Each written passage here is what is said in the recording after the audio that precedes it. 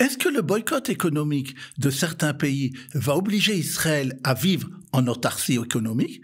Et Israël est-elle assez forte pour cela? La revue de la presse économique cette semaine est toujours menée avec brio par notre ami Daniel Guggenheim, ici présent. Bonjour Daniel. Bonjour.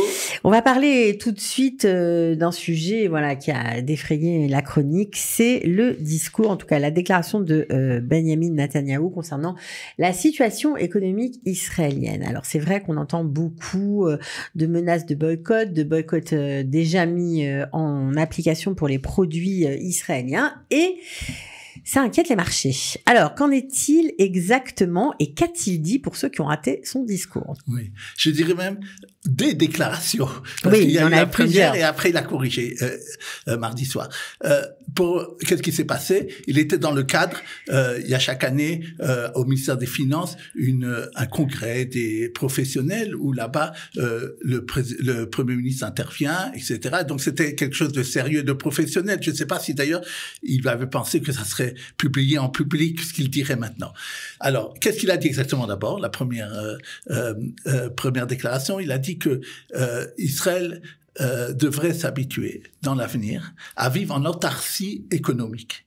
Et il a donné des exemples. Il a dit, c'est comme Athènes et Sparte. Alors, je dirais comme une boutade quand on a des religieux ou même des orthodoxes dans son gouvernement. C'est pas ça qui va arranger les choses de faire ce genre de rappel. C'est une image explicite, en tout cas. Voilà, exactement.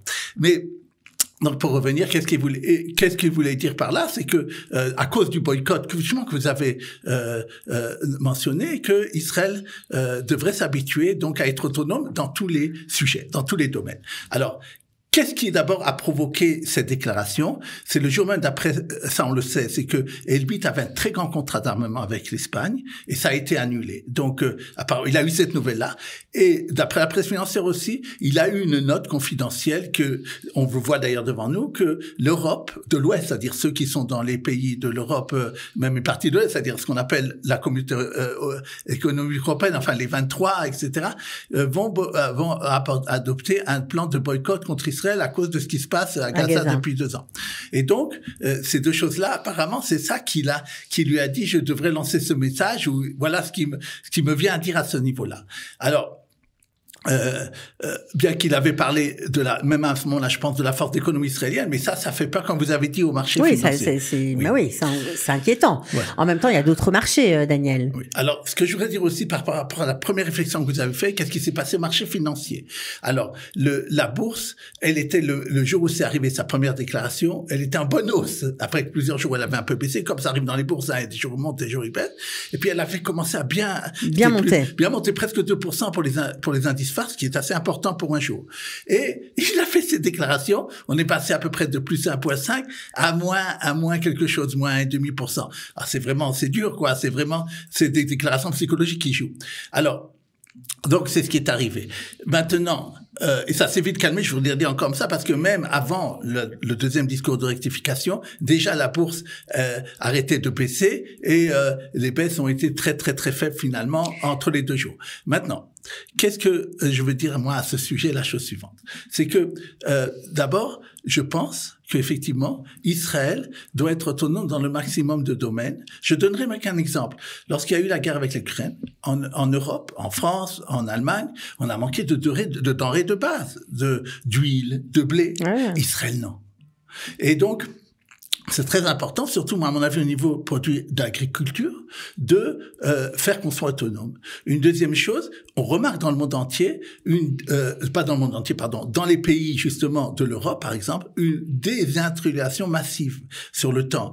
Je sais qu'en France par exemple, on a dit que l'industrie ne fait plus que 10% du PIB de la production. C'est rien par rapport à ce que c'était avant, et c'est un problème parce que quand on fait plus d'industrie, mais par exemple des médicaments, ils ont eu un problème. Les Français, lorsqu'il y a eu eu la France, quand il y a eu le corona, qu'on n'a pas eu d'autres pays. Que nous, on n'a pas eu ce même problème. Donc, c'est très, très important, à mon avis, dans ces domaines-là, et en particulier dans l'agriculture. Et je ferai même une remarque, d'ailleurs, je pourrais dire à Netanyahu, mais c'était pas lui le responsable à l'époque, c'est que quand Lieberman était ministre des Finances sous le gouvernement Lapid, il avait été très dur avec les agriculteurs, en disant, vous faites des prix trop hauts, vous n'êtes pas assez concurrentiel, je vais vous enlever des subventions et moins vous aider. Qu'est-ce qui s'est passé, par exemple? Ils ont importé massivement de l'ail de Chine.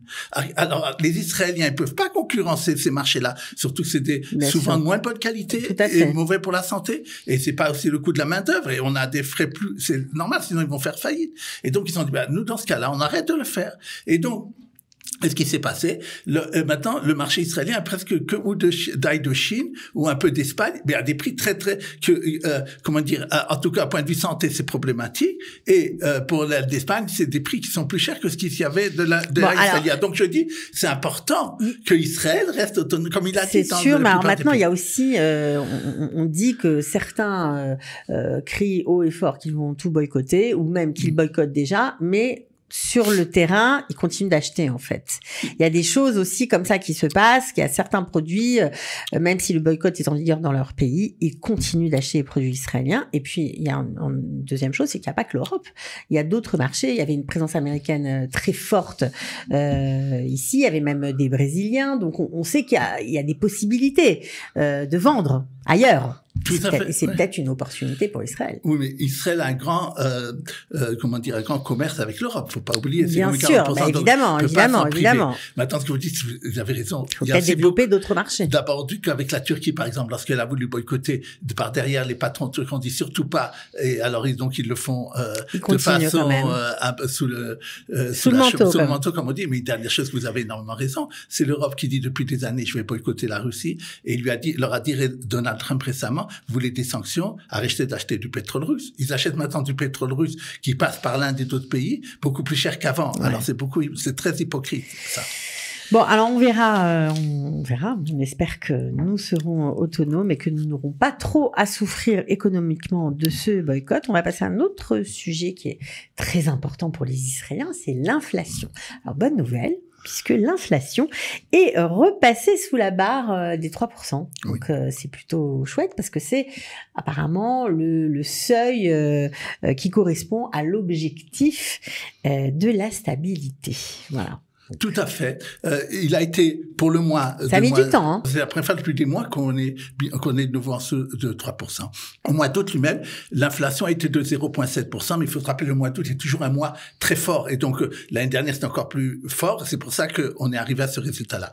Si on regarde d'ailleurs dans les chiffres, c'est encore plus satisfaisant. Pourquoi? Parce qu'on voit que la moitié de cet indice est due au fait que les voyages à l'étranger ont augmenté de 17% au mois d'août. Ce qui n'est pas étonnant parce que d'abord, c'est un mois d'été, pas toutes les compagnies low cost étaient revenues, etc. Donc, mais ça veut dire d'abord que c'est quelque chose qui est saisonnier et qui pourra rebaisser dans les prochains temps. Et donc, ça, c'est une bonne nouvelle. Il faut toujours voir qu'est-ce qui a monté, qu'est-ce qui a baissé pour savoir si quelque chose qui va rester ou quelque chose qui est amené, au contraire, à faire dans l'autre sens, baisser l'indice dans les prochains mois. Et apparemment, c'est ce qui va arriver. Donc, on aurait dû normalement être même 0,4% en moins à peu près. Donc, s'il n'y avait pas tellement ce poids des prix des avions. Donc, ça veut dire que les taux d'intérêt vont baisser? Alors, juste avant ça, je voudrais encore noter juste deux choses. Qu'est-ce qui a beaucoup augmenté aussi? J'ai vu les livres. Mais c'est normal. Je pense que c'est peut-être lié à la rentrée scolaire aussi. Et qu'est-ce qui a baissé? Il y a les fruits frais ont baissé de près de 3%, l'habillement de 2%, et les gens vont être contents. L'assurance auto, qui est tellement chère ces dernières années, a baissé d'1% cette année. Alors, reprenez votre question, pardon. Non, mais on voulait savoir si les taux d'intérêt vont baisser, si les gens vont pouvoir accéder à la propriété et prendre des prêts, notamment immobiliers, un peu moins chers que ce qui se fait aujourd'hui. Alors, votre question est bizarre parce que fera le lien avec ce que je veux dire juste encore une fois pour les prix. Mais d'abord, concernant votre question sur les taux d'intérêt. Il y a une grande pression sur la Banque d'Israël pour baisser les taux, vu encore, comme vous dites, on est arrivé aux stabilités. Maintenant, cette semaine aussi, la Fed doit annoncer si oui ou non elle va baisser les taux. Toujours la Banque d'Israël regarde ce qui se passe en Amérique, et donc c'est possible que si elle le fasse, ça donnera à la Banque d'Israël encore une indication de le faire déjà maintenant. Okay. Maintenant, concernant le truc immobilier, c'est intéressant de dire, bien sûr, ça, s'il le fait, ça sera les prix des hypothèques, des prêts hypothécaires, mais aussi des prix, il faut le dire, à la consommation qui sont toujours liés à la Banque d'Israël. Maintenant, ce que je voudrais dire au niveau de l'immobilier, d'abord que les locations ont augmenté encore important de 5%. On le sait pourquoi, parce que il y a un décalage entre ce qui est possible de louer et il y a eu la guerre aussi qui est passée par là. Donc c'est pas étonnant. Par contre, les prix des ventes d'appartements. Maintenant, je parle vente d'appartements. Non seulement il y a une baisse d'abord des transactions, toujours, on le voit, on parle même de 20%, mais dans les prix elles-mêmes, généralement, globalement, 0,2%. Mais ce qui est intéressant, c'est les prix des appartements neufs qui ont près de 1% baissé dans les 2 derniers mois. C'est-à-dire toujours il y a un délai, juin-juillet, toujours comme ça, ils regardent. Donc c'est important et c'est important pour l'avenir. Je voudrais dire d'ailleurs à ce sujet, il y a des fois des choses qui arrivent qui sont des tournants, quelque chose qu'on voit après. Qu'est-ce qui est arrivé cette semaine? La ville de Ramat Gan a donné son accord au projet de faire la plus grande tour d'habitation. Elle aura 72 étages, 72 étages, 280 mètres carrés, 280 mètres d'auteur. Et d'habitation, je dis, il existe déjà de travail, oui, je parle sûr. maintenant d'habitation. Ça, à Ramat Gan, là où il y a la bourse au diamant, il va en avoir d'ailleurs 3. Il y aura une autre d'ailleurs qui va être construite avec 100, elle aura 100 étages, et elle aura presque 300 mètres, quoi, beaucoup plus grande que ce que je viens de dire, mais ça sera elle pour la faire. Pourquoi je dis ça? Parce que dedans, il y aura 400 appartements, c'est la première fois, qui seront pour de location à long terme. Que les entreprises n'auront pas le droit de vendre ces appartements avant 20 ans. Ils auront pour ça des avantages, mais ça veut dire que les gens pourront peut-être se loger moins cher à long terme. Et des étudiants, à part ces locations, il y aura aussi pour étudiants, ce qu'on appelle en hébreu ma'on, ça veut dire des logements pour étudiants. 1000 mètres carrés, c'est fait pour eux. Donc c'est assez important beaucoup d'appartements qui seront pour eux. Et donc c'est peut-être étonnant. On parle, c'est pas demain, qu'elle sera terminée d'être construite en 2030. Mais peut-être c'est quelque chose qu'on verra dans plusieurs années, que j'espère. Vous parlez des prix de l'immobilier. Le grand problème d'Israël, c'est qu'il n'existe pas, pour l'instant, assez d'appartements de location à long terme. Voilà, de location à long terme à prix réduit, en tout cas, voilà, accessible pour la majorité des Israéliens. À présent, une autre nouvelle, décidément, dans le monde économique qui n'en manque pas, c'est la création d'une banque digitale. Alors, une banque qui n'appartient, on va dire, à aucune grande banque, voilà, connue sur le marché. C'est une banque digitale toute nouvelle qui a été lancée cette semaine en grande pompe. Ça s'appelle Esh. Et alors, on voudrait savoir qui se cache derrière cette banque. Qui a créé la banque, Daniel? Oui, ce sont donc des investisseurs, des gens privés, comme vous l'avez dit, à Monsieur Tsouk, à Monsieur Hauser, qui était avant président de l'AMF, de l'autorité des marchés financiers en Israël, qui connaissent en finance. Maintenant, donc, ils ont eu leur permis il y a plusieurs années, mais ça met toujours du temps pour arriver. Ils ont dit, ça y est, on le fait, et on pense pouvoir recevoir nos clients en 2026. Maintenant, qu'est-ce qu'ils ont annoncé, comme je dis, en grande pompe? Il existe déjà une banque digitale qui s'appelle OneZero, qui d'ailleurs, à l'époque, avait été avec 1 milliard d'investissements et n'a que 130 000 clients. Ça n'a pas été le succès qui était escompté. Eux, ils viennent avec un autre plan. Ils disent comme ça: nous n'allons nous occuper que de dépôts, de gérer les comptes et des prêts, mais nous ne ferons pas ni de trucs mobiliers, ni des prêts hypothécaires. Alors, premièrement, c'est vraiment quelque chose de proximité, on va dire. Alors, premièrement, il y a une critique de ça de la part des analystes en disant qu'on fait une banque où il n'y a pas tout, les gens n'aiment pas tellement. Et les gens aiment trouver tout au même endroit. Un supermarché. Donc, c'est première preuve. Eux, ils disent comme ça: nous ne prendrons pas de commission. C'est pas toujours vrai, parce qu'en même temps, un prêt hypothécaire, on a envie d'avoir un contact, on a envie de parler à quelqu'un face à face. Encore. Oui. D'abord, il y a des banques hypothécaires qui sont maintenant digitales. Oui. Et si eux, ils te proposent des prix beaucoup moins chers, des fois, ça peut faire, mais c'est pas effectivement, je sais pas comment ça marche. On en a parlé de ça une fois. Je ne sais pas si elle a bien réussi ou pas, cette banque. On n'en a pas encore entendu parler, pour voir encore les chiffres. Pour revenir, donc, de Esh, elle dit comme ça: je ne prendrai pas des commissions sur les frais de gestion, ce qu'on appelle non seulement les frais de gestion de Benioun, mais ça peut être aussi différentes commissions qu'il y aurait. Ça, je ne prendrai pas. Et c'est quoi? Comment je vais vivre? La différence entre ce que je vais demander pour les emprunts et ce que je vais donner au dépôt. C'est comme ça qu'il veut vivre. Donc, c'est une bonne idée. Mais il veut une dernière chose qu'il veut faire. Il lui dit: moi, la moitié des bénéfices, je la distribuerai aux clients. Une sorte de gimmick de dire: vous partagerez avec moi si ça marche bien.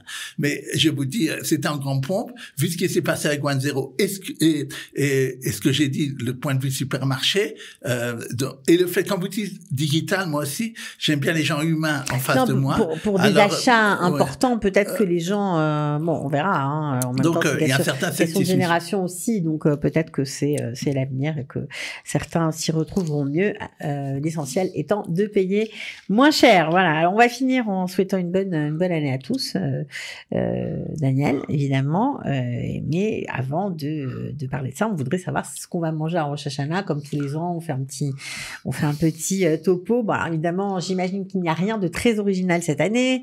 Viande, poisson, des pommes, du miel, comme toujours. On a peut-être des chiffres, par contre. Oui, quelques chiffres. Par exemple, pour les poissons que vous avez parlé, qui sont les portes de Rosh Hashanah, les Israéliens en mangent pour 9 kilos par an. Ce qui est intéressant de dire, c'est que la semaine avant les fêtes de Rosh Hashanah, il y a une augmentation de 50% des achats de poissons. Donc c'est un des principaux qu'il y a. Au point de vue de la viande, c'est à peu près la même chose. Il y a 188 000 tonnes qui sont vendues de viande par an en Israël, mais que 30% local. On importe énormément de viande en Israël parce que c'est trop cher, et une augmentation de 64% avant les fêtes. Donc c'est poisson viande. Point de vue du vin d'abord, les Israéliens ne sont pas friands de vin, 6 litres de vin par an. Si on regarde par rapport à la France, c'est 46 litres de vin par an, mais on sait que la France est des grands buveurs de vin et nous n'avons pas cette habitude-là. Maintenant, vous avez parlé des pommes. Alors, il y a un grand problème pour les pommes cette année. D'abord, les Israéliens adorent les pommes. 14 kilos de pommes par personne par an qui mangent, c'est énorme. C'est énorme. Et ce qui a problème cette année, ce qu'on a remarqué, enfin la presse quand ils ont parlé de ça, il y a un problème de prix. Pourquoi? D'abord, vous avez différentes pommes. Vous le savez, vous avez aussi des pommes importées, mais on peut trouver des pommes depuis 7 jusqu'à 22 shekels. Quand l'année dernière, les prix étaient 3-4 shekels. Donc c'est un problème.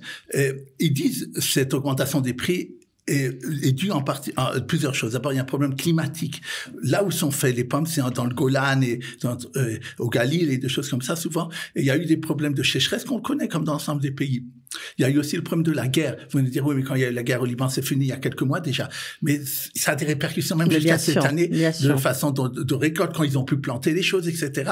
Et donc, ça a joué aussi. Et donc sur les prix. Sur les prix. Et donc, c'est un appel que je fais à ce niveau-là aux consommateurs de bien vérifier dans les différents, s'ils veulent acheter des pommes dans les différents endroits, si les prix ne sont pas exagérés. Je vous ai donné une fourchette ici. Oui, mais en même temps, quand les pommes sont chères, c'est qu'elles sont souvent bien meilleures. Ils ont dit que non. Ils ont dit qu'il faut vérifier, surtout les biens qui viennent de l'extérieur sont moins bonnes que ceux qui sont faits en Israël. Ah oui, ça c'est sûr. Moi, je parlais des pommes fraîches. Ils mettent comme ça des pommades pour soi-disant montrer que la pomme est bonne.